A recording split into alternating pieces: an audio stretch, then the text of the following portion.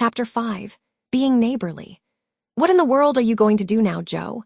asked Meg one snowy afternoon as her sister came tramping through the hall in rubber boots, old sack and hood, with a broom in one hand and a shovel in the other. "Going out for exercise," answered Joe with a mischievous twinkle in her eyes. "I should think 2 long walks this morning would have been enough. It's cold and dull out, and I advise you to stay warm and dry by the fire, as I do," said Meg with a shiver. "Never take advice. Can't keep still all day, and not being a pussycat, I don't like to doze by the fire. I like adventures, and I'm going to find some."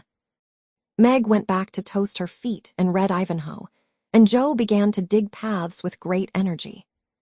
The snow was light, and with her broom she soon swept a path all round the garden, for Bate to walk in when the sun came out and the invalid dolls needed air. Now, the garden separated the Marches' house from that of Mr. Lawrence.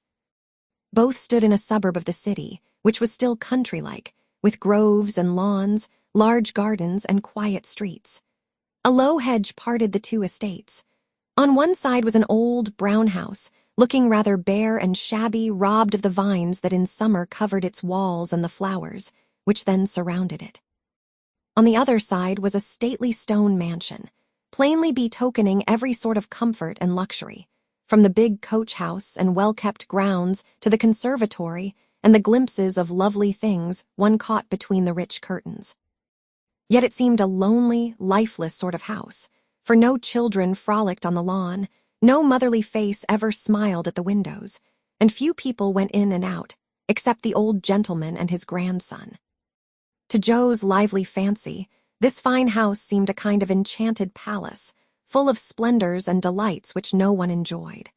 She had long wanted to behold these hidden glories, and to know the Lawrence boy, who looked as if he would like to be known, if he only knew how to begin. Since the party, she had been more eager than ever, and had planned many ways of making friends with him, but he had not been seen lately, and Joe began to think he had gone away, when she one day spied a brown face at an upper window, looking wistfully down into their garden, where Bate and Amy were snowballing one another. "That boy is suffering for society and fun," she said to herself. "His grandpa does not know what's good for him, and keeps him shut up all alone. He needs a party of jolly boys to play with, or somebody young and lively.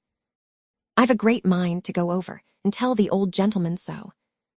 The idea amused Joe, who liked to do daring things and was always scandalizing Meg by her queer performances. The plan of going over was not forgotten. And when the snowy afternoon came, Joe resolved to try what could be done. She saw Mr. Lawrence drive off, and then sallied out to dig her way down to the hedge, where she paused and took a survey.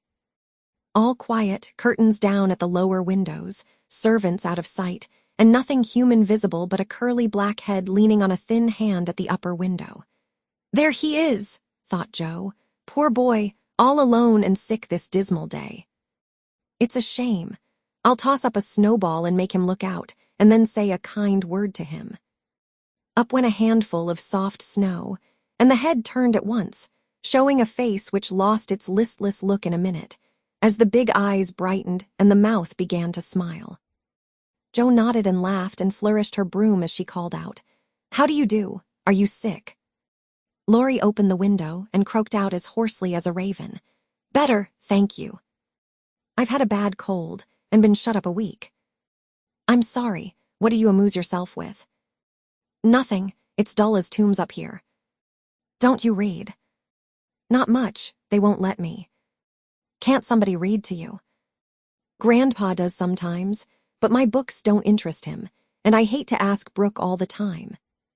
"Have someone come and see you then." "There isn't anyone I'd like to see. Boys make such a row, and my head is weak." "Isn't there some nice girl who'd read and amuse you? Girls are quiet and like to play nurse." "Don't know any." "You know us," began Joe, then laughed and stopped. "So I do." "Will you come, please?" cried Laurie. "I'm not quiet and nice, but I'll come if Mother will let me. I'll go ask her. Shut the window like a good boy and wait till I come." With that, Joe shouldered her broom and marched into the house, wondering what they would all say to her. Laurie was in a flutter of excitement at the idea of having company and flew about to get ready. For as Mrs. March said, he was a little gentleman and did honor to the coming guest by brushing his curly pate, putting on a fresh color, and trying to tidy up the room, which in spite of half a dozen servants was anything but neat. Presently there came a loud ring, then a decided voice, asking for Mr. Laurie, and a surprised-looking servant came running up to announce a young lady.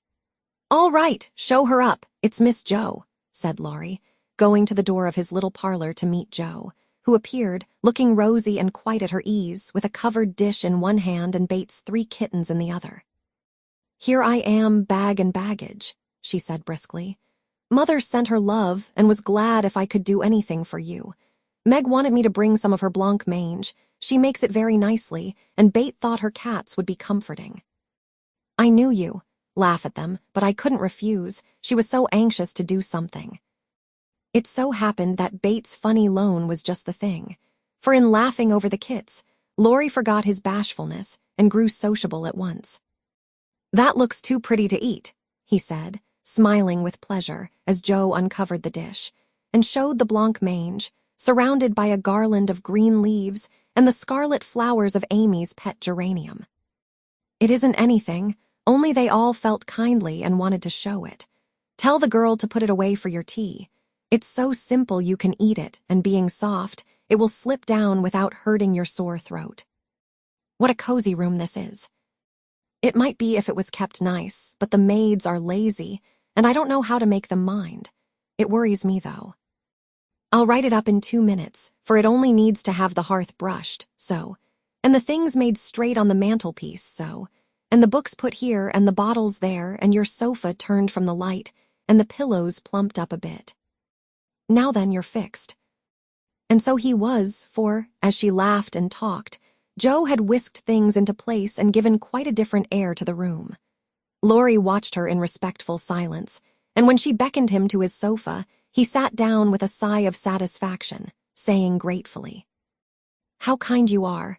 Yes, that's what it wanted. Now please take the big chair and let me do something to amuse my company." "No, I came to amuse you. Shall I read aloud?" And Jo looked affectionately toward some inviting books nearby. "Thank you, I've read all those, and if you don't mind, I'd rather talk," answered Laurie. "Not a bit. I'll talk all day if you'll only set me going. Bate says I never know when to stop." "Is Bate the rosy one, who stays at home good deal and sometimes goes out with a little basket?" asked Laurie with interest. "Yes, that's Bate. She's my girl, and a regular good one she is, too. The pretty one is Meg, and the curly-haired one is Amy, I believe." "How did you find that out?" Laurie colored up, but answered frankly, "Why, you see, I often hear you calling to one another, and when I'm alone up here, I can't help looking over at your house. You always seem to be having such good times. I beg your pardon for being so rude, but sometimes you forget to put down the curtain at the window where the flowers are. And when the lamps are lighted, it's like looking at a picture to see the fire, and you all around the table with your mother. Her face is right opposite, and it looks so sweet behind the flowers, I can't help watching it. I haven't got any mother, you know." And Laurie poked the fire to hide a little twitching of the lips that he could not control. The solitary, hungry look in his eyes went straight to Jo's warm heart. She had been so simply taught that there was no nonsense in her head, and at 15 she was as innocent and frank as any child. Laurie was sick and lonely, and feeling how rich she was in home and happiness, she gladly tried to share it with him. Her face was very friendly, and her sharp voice unusually gentle as she said, "We'll never draw that curtain anymore, and I give you leave to look as much as you like. I just wish, though, instead of peeping, you'd come over and see us. Mother is so splendid. She'd do you heaps of good, and Bate would sing to you if I begged her to, and Amy would dance. Meg and I would make you laugh over our funny stage properties, and we'd have jolly times. Wouldn't your grandpa let you?" "I think he would if your mother asked him. He's very kind, though he does not look so, and he lets me do what I like, pretty much, only he's afraid I might be a bother to strangers," began Laurie, brightening more and more. "We are not strangers, we are neighbors, and you needn't think you'd be a bother. We want to know you, and I've been trying to do it this ever so long. We haven't been here a great while, but we have got acquainted with all our neighbors but you. You see, Grandpa lives among his books and doesn't mind much what happens outside.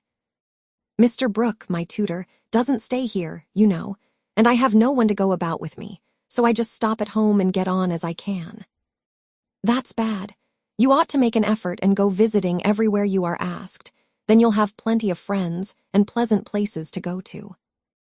Never mind being bashful. It won't last long if you keep going. Laurie turned red again, but wasn't offended at being accused of bashfulness. For there was so much goodwill in Joe, it was impossible not to take her blunt speeches as kindly as they were meant. "Do you like your school?"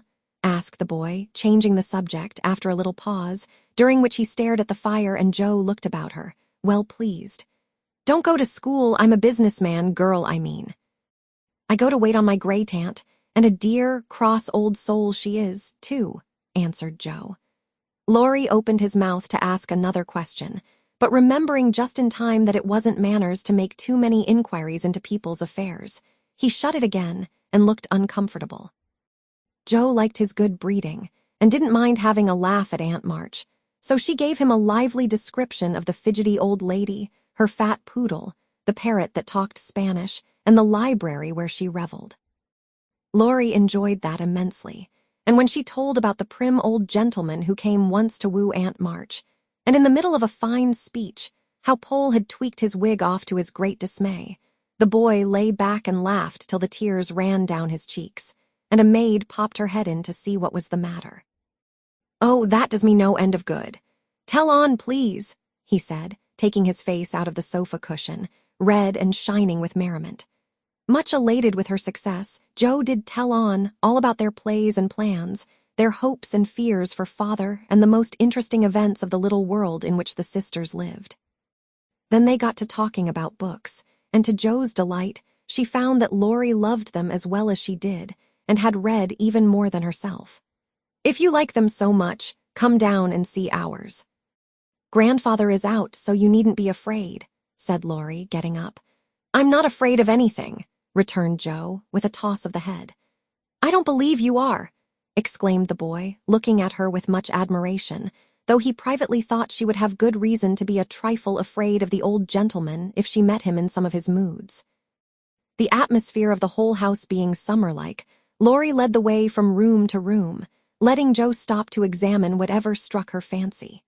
And so, at last they came to the library, where she clapped her hands and pranced, as she always did when especially delighted.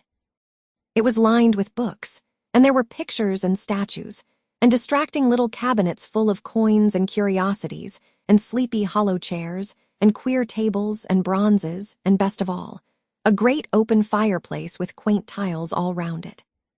"What richness," sighed Joe, sinking into the depth of a velour chair and gazing about her with an air of intense satisfaction. "Theodore Lawrence, you ought to be the happiest boy in the world," she added impressively. "A fellow can't live on books," said Laurie, shaking his head as he perched on a table opposite. Before he could say more, a bell rang and Joe flew up, exclaiming with alarm, "Mercy me, it's your grandpa." "Well, what if it is?" "You are not afraid of anything, returned the boy, looking wicked. "I think I am a little bit afraid of him, but I don't know why I should be. Marmee said I might come, and I don't think you're any the worse for it," said Joe, composing herself, though she kept her eyes on the door. "I'm a great deal better for it, and ever so much obliged. I'm only afraid you are very tired of talking to me. It was so pleasant, I couldn't bear to stop," said Laurie gratefully. "The doctor to see you, sir," and the maid beckoned as she spoke. "Would you mind if I left you for a minute? I suppose I must see him," said Laurie. "Don't mind me, I'm happy as a cricket here," answered Joe. Laurie went away, and his guest amused herself in her own way. She was standing before a fine portrait of the old gentleman when the door opened again, and without turning, she said decidedly, "I'm sure now that I shouldn't be afraid of him, for he's got kind eyes, though his mouth is grim, and he looks as if he had a tremendous will of his own. He isn't as handsome as my grandfather, but I like him." "Thank you, ma'am," said a gruff voice behind her, and there, to her great dismay, stood old Mr. Lawrence. Poor Jo blushed till she couldn't blush any redder, and her heart began to beat uncomfortably fast as she thought what she had said. For a minute, a wild desire to run away possessed her, but that was cowardly, and the girls would laugh at her, so she resolved to stay and get out of the scrape as she could. A second look showed her that the living eyes, under the bushy eyebrows, were kinder even than the painted ones, and there was a sly twinkle in them, which lessened her fear a good deal. The gruff voice was gruffer than ever, as the old gentleman said abruptly, after the dreadful pause, "So you're not afraid of me, hey?" "Not much, sir." "And you don't think me as handsome as your grandfather?" "Not quite, sir." "And I've got a tremendous will, have I?" "I only said I thought so." "But you like me in spite of it." "Yes, I do, sir." That answer pleased the old gentleman. He gave a short laugh, shook hands with her, and putting his finger under her chin, turned up her face, examined it gravely, and let it go, saying with a nod, "You've got your grandfather's spirit if you haven't his face." He was a fine man, my dear, but what is better, he was a brave and an honest one, and I was proud to be his friend. "Thank you, sir," and Jo was quite comfortable after that, for it suited her exactly. "What have you been doing to this boy of mine, hey?" was the next question, sharply put. "Only trying to be neighborly, sir." And Jo told how her visit came about. "You think he needs cheering up a bit, do you?" "Yes, sir. He seems a little lonely, and young folks would do him good perhaps." "We are only girls, but we should be glad to help if we could, for we don't forget the splendid Christmas present you sent us," said Jo eagerly. "Tut, tut, tut, that was the boy's affair." "How is the poor woman?" "Doing nicely, sir." And off went Jo, talking very fast, as she told all about the Hummels, in whom her mother had interested richer friends than they were. Just her father's way of doing good. "I shall come and see your mother some fine day. Tell her so. There's the tea bell, we have it early on the boy's account. Come down and go on being neighborly." "If you'd like to have me, sir." "Shouldn't ask you if I didn't, and Mr." Lawrence offered her his arm with old-fashioned courtesy. What would Meg say to this? Thought Jo, as she was marched away, while her eyes danced with fun as she imagined herself telling the story at home. "Hey." "Why, what the dickens has come to the fellow?" said the old gentleman, as Laurie came running downstairs and brought up with a start of surprise at the astounding sight of Jo arm in arm with his redoubtable grandfather. "I didn't know you'd come, sir," he began, as Jo gave him a triumphant little glance. "That's evident by the way you racket downstairs. Come to your tea, sir, and behave like a gentleman." And having pulled the boy's hair by way of a caress, Mr. Lawrence walked on, while Laurie went through a series of comic evolutions behind their backs, which nearly produced an explosion of laughter from Jo. The old gentleman did not say much as he drank his 4 cups of tea, but he watched the young people, who soon chatted away like old friends, and the change in his grandson did not escape him. There was color, light, and life in the boy's face now, vivacity in his manner, and genuine merriment in his laugh. "She's right, the lad is lonely.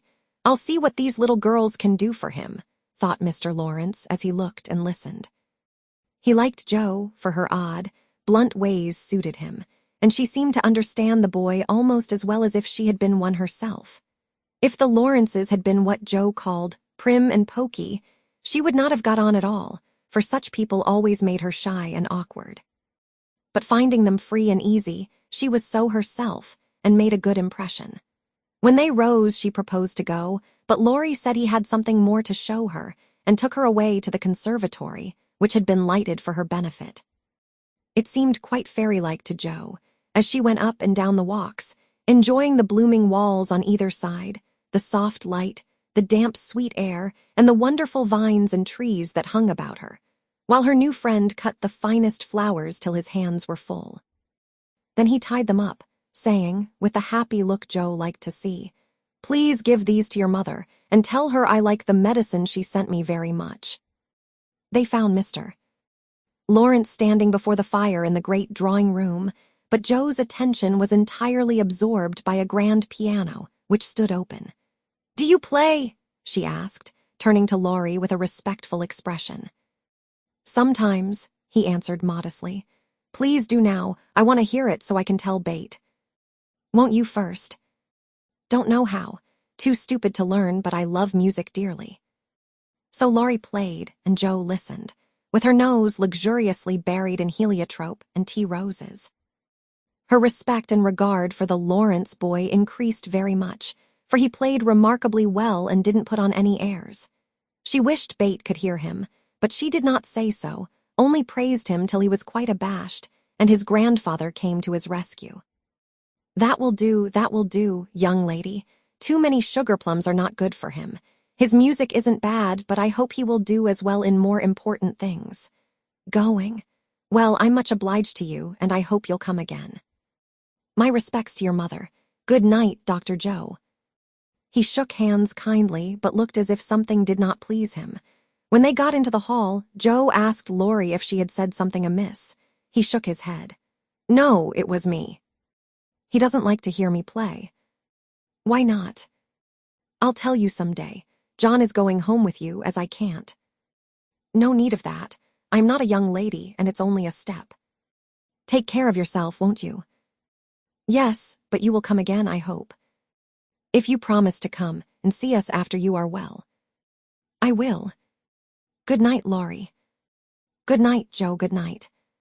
When all the afternoon's adventures had been told, the family felt inclined to go visiting in a body, for each found something very attractive in the big house on the other side of the hedge. Mrs. March wanted to talk of her father with the old man who had not forgotten him. Meg longed to walk in the conservatory. Bate sighed for the grand piano, and Amy was eager to see the fine pictures and statues. Mother, why did Mr. Lawrence like to have Laurie play? Asked Jo, who was of an inquiring disposition. I am not sure, but I think it was because his son, Laurie's father, married an Italian lady, a musician, which displeased the old man, who is very proud. The lady was good and lovely and accomplished, but he did not like her, and never saw his son after he married. They both died when Laurie was a little child, and then his grandfather took him home. I fancy the boy, who was born in Italy, is not very strong, and the old man is afraid of losing him, which makes him so careful. Laurie comes naturally by his love of music, for he is like his mother, and I dare say his grandfather fears that he may want to be a musician. At any rate, his skill reminds him of the woman he did not like, and so he glowered, as Jo said. Dear me, how romantic, exclaimed Meg. How silly, said Jo. Let him be a musician if he wants to, and not plague his life out sending him to college when he hates to go. That's why he has such handsome black eyes and pretty manners, I suppose.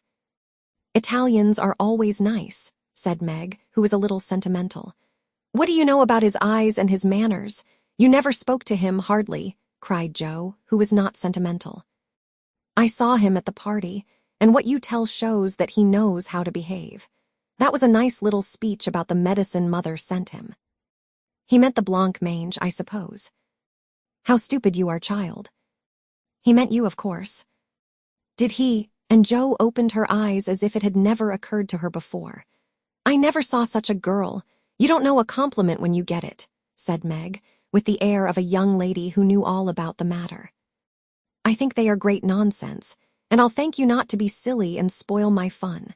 Laurie's a nice boy and I like him, and I won't have any sentimental stuff about compliments and such rubbish. We'll all be good to him because he hasn't got any mother, and he may come over and see us, mayn't he, Marmee? Yes, Jo, your little friend is very welcome, and I hope Meg will remember that children should be children as long as they can. I don't call myself a child, and I'm not in my teens yet, observed Amy. What do you say, Bate? I was thinking about our Pilgrim's Progress, answered Bate, who had not heard a word. How we got out of the slough and through the wicket gate by resolving to be good, and up the steep hill by trying, and that maybe the house over there, full of splendid things, is going to be our palace beautiful. We have got to get by the lions first, said Jo, as if she rather liked the prospect.